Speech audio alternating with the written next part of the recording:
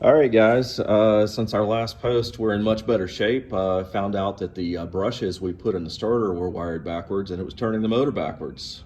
So that explains a lot. When we got that reversed, we're in good shape.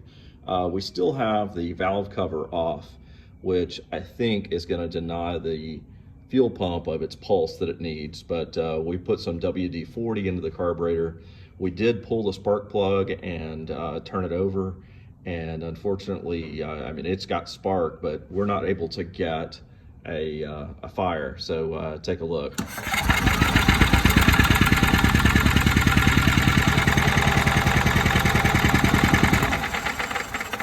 No fire. Looking for any ideas? Thanks for your help.